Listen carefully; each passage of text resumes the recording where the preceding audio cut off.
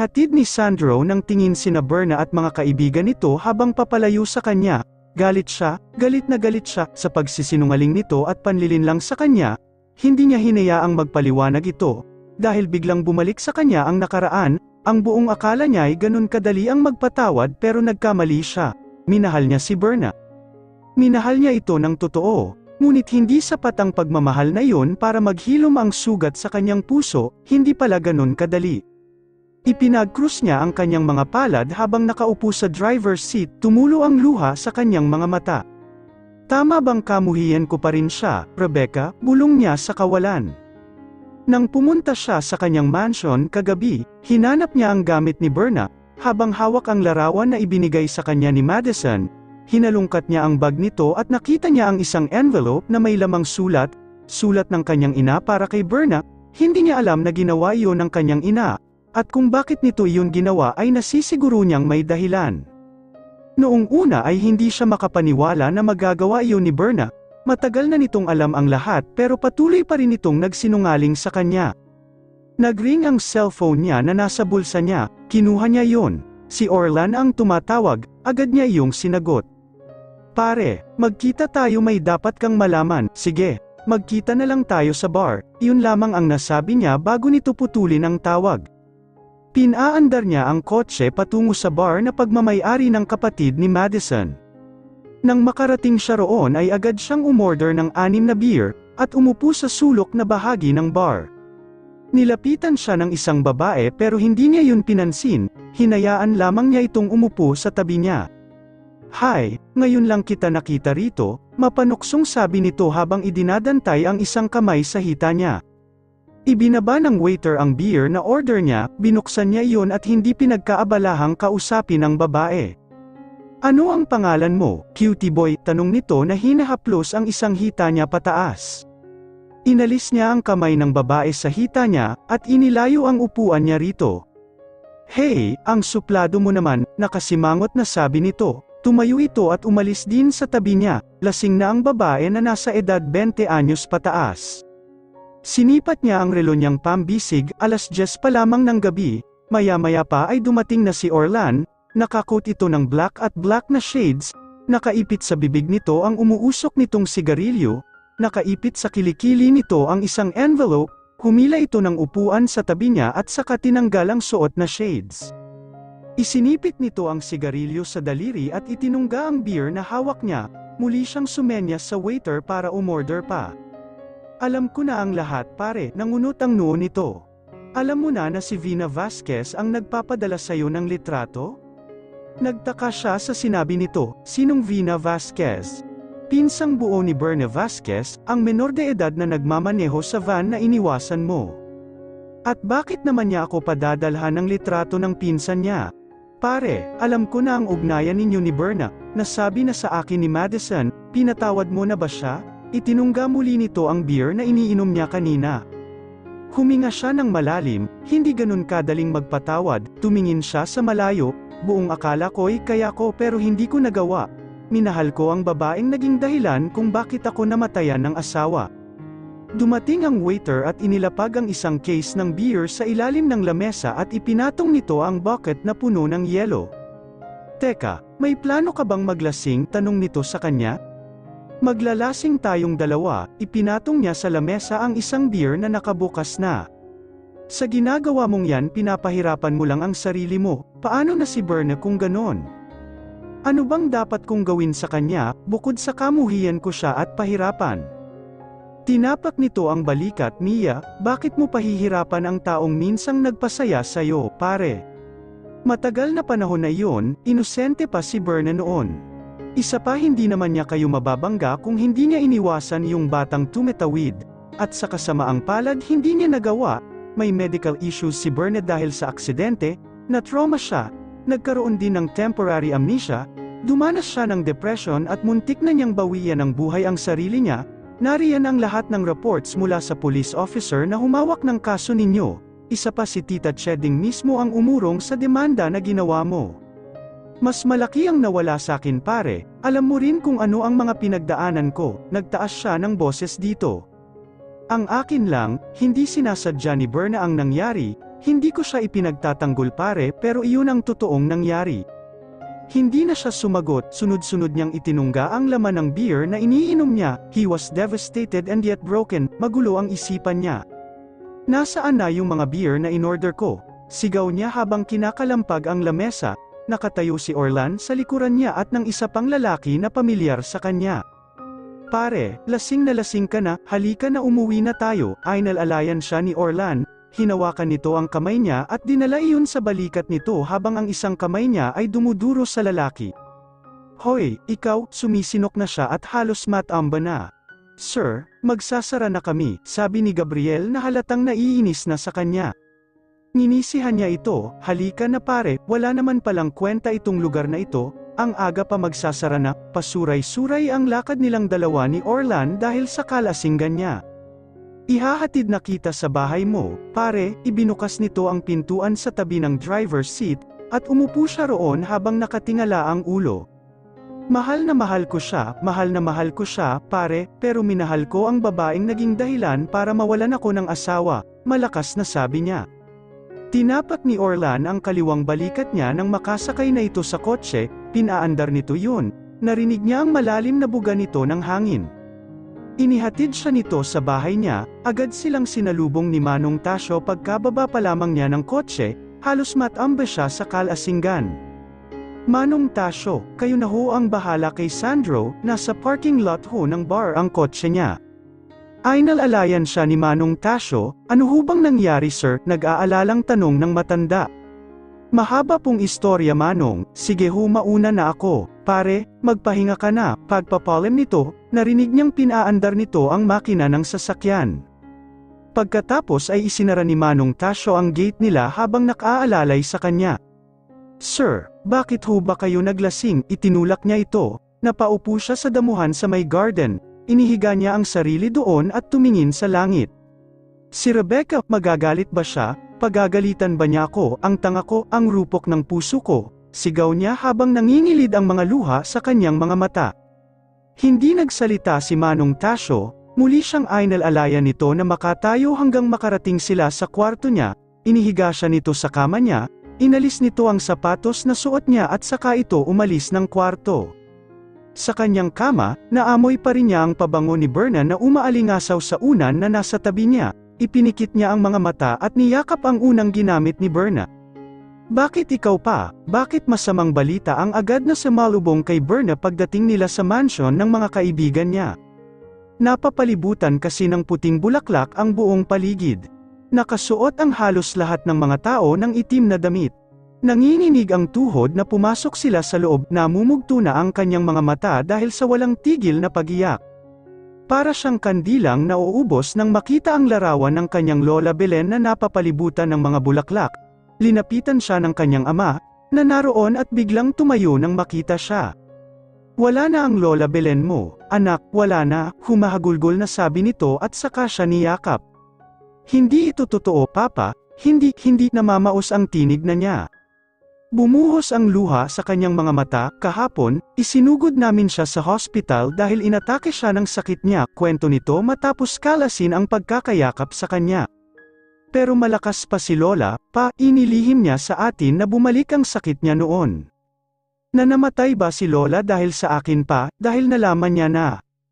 Hinawakan nito ang kamay niya, Berna, mahal ka ng Lola mo, at namatay siya hindi dahil sa iyo, kasalanan ko dahil naging pabaya kong anak. Tumingin ito sa gawin ni Lola Belen na nakarete sa kabaong. Pa, alam mo rin ba na pam-atak ang luha sa kanyang mga mata? Niyakap niya ito. Pa, alam na ni Sandro ang totoo. Humaihikbing sabi niya rito, umaalog ang magkabila niyang balikat habang hinahaplos nito. Tahan na anak, walang may gusto sa nangyari. Hindi mo yun kasalanan, mahinang sabi nito, magpahinga ka na, ako muna ang bahala rito. Kinalas niya ang pagkakayakap dito, binalingan nito ang mga kaibigan niya, kinausap ni Papa sina Elvira, Arian at Darwin, mabigat ang mga paang inihakbang niya iyon patungo sa kwarto ng kanyang Lola Belen. Humiga siya sa kama nito at kinuha ang larawan nito na nasa mesa, pagkatapos ay niyakap niya iyon habang umiiyak siya, dobleng sakit ang nararamdaman niya ngayon, Pinarurusahan na ba siya ng langit dahil sa pagsisinungaling niya at pagiging makasarili? Nawalan siya ng lola at si Sandro, tuluyan na siyang itinaboy nito. Masakit ang ulo ni Sandro, kinabukasan nang magising siya, hawak ang sintido nang bumangon siya sa kanyang kama, tinanggal niya ang kanyang mga damit at dumiretso siya sa loob ng banyo upang maligo, itinapat niya ang ulo sa shower at itinukod ang isang kamay sa pader. Hindi niya maalis ang alalaala na naiwan ni Berna sa isipan niya, hinilamos niya ang dalawang palad sa mukha niya. At bumuga ng malalim na hangin, kailangan niyang ituon ang kanyang sarili kay Janela at sa negosyo niya.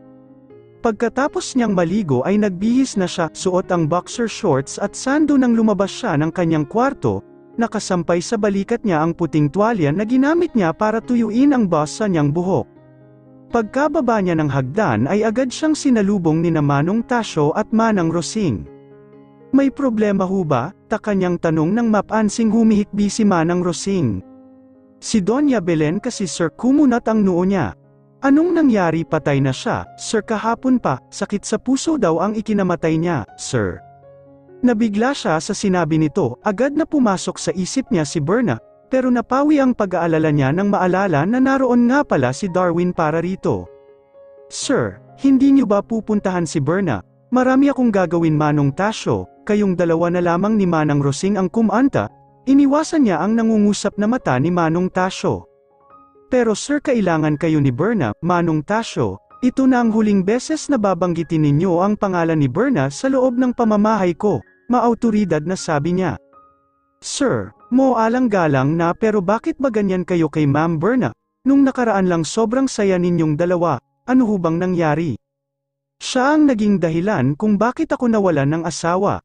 Sir, bumalik na kayo sa trabaho, at Manang Rosing, may gamit na naiwan si Berna sa itaas, ibalik mo na lang sa kanya. Sige ho, sir, nanahimik si Manong Tasyo at nagyuko ito ng ulo, umalis ito sa harapan niya at sinundan naman ni Manang Rosing. Bumuga siya ng hangin at tumingin sa dalawa habang humahakbang palayo. Samantala, habang nasa kwarto si Berna ng kanyang Lola Belen ay may napansin siyang isang maliit na kahon na nasa ibabaw ng lamesitang nasa tabi ng kama. Pilit niyang ibinangon ang sarili sa kinahihigaan, sobrang bigat ng kalooban niya, nadudurog ang puso niya, ilang beses na siyang kinatok ng kanyang papa, pati sina Elvira at Darwin ay nag-aalala na sa kanya. Binuksan niya ang kahon at nabigla siya sa kanyang nakita, isang lumang larawan na pamilyar sa kanya. Berna, papasok na ako, malakas na sigaw ng kanyang papa habang kinakatok nito ang pintuan. Napapitlag siya at napatingin rito, bumukas ang ninto at isinara rin ito. Pagkatapos pa, anong ibig sabihin nito, bakit? Umupo ito sa tabi niya, at kinuha ang lumang larawan na hawak niya. Berna, anak, siya si Rebecca, nangilid ang luha nito sa mga mata, kapatid mo siya. Hindi yan totoo pa, nagsisinungaling ka lang, hindi siya makapaniwala sa sinasabi nito. Anak namin siya ni Soledad, ang una kong asawa, naghiwalay kami noon dahil nalulong ako sa bisyo, napabayan ko sila, mula nang mamatay ang iyong lolo o ay nagkandaloko-loko ang lahat. Hanggang sa hindi ko na magawa ang obligasyon ko kay Soledad at sa anak namin, inilayo niya sa akin si Rebecca, hanggang sa nalaman kong nag-asawa na ito. Bakit mo inilihim sa akin pa? Puno ng pagdaramdam niyang tanong. Natakot ako, natakot kami, na kapag sinabi namin sa iyo, ma-depress ka ulit, kaya inilihim namin sa iyo. Ako ang naging dahilan kung bakit namatayan ng asawa si Sandro, ako ang dahilan kung bakit namatay ang kapatid ko, ako ang may kasalanan, humagulgol siya ng pag-iyak, kaya pala inilalayo ako ni Lola Belen kay Sandro, kaya pala, sana noon pa. Sinunod ko na lang siya, sana sinunod ko na lang si Lola, pa. Lumuhad sa harapan niya ito, umiiyak ito habang hawak ang kamay niya. Kasalanan ko ito, anak, hindi mo dapat sisihin ang sarili mo. Hinayaan kitang mapalapit kay Sandro dahil gusto kong maging normal ang buhay mo, pero nagkamali ako ng desisyon na hayaan ka naming bumalik dito sa Monte Claro. Nanginginig ang buo niyang katawan sa sinabi nito, hindi siya halos makahinga sa pag-iyak, hindi niya alam ang kanyang gagawin. Sunod-sunod muling pagkatok, pinahid ni Papa ang luha nito sa mga mata, Binuksan ni Papa ang pinto, pumasok si Mama at niyakap siya nito kaagad. Ito na nga ba ang sinasabi ko, Antonio, ngayon nariyan si Soledad. Nasa labas, kanina pa nag-ieskandalo. Ano bang gusto nila? Ay pakulong natin ang anak natin para matapos na ang lahat ng ito, panunumbat ni Mama kay Papa. Ako na ang nakikiusap kay Soledad, tapos na ang kaso at si Chedeng mismo ang nag-urong ng demanda, mabilis itong lumabas ng kwarto.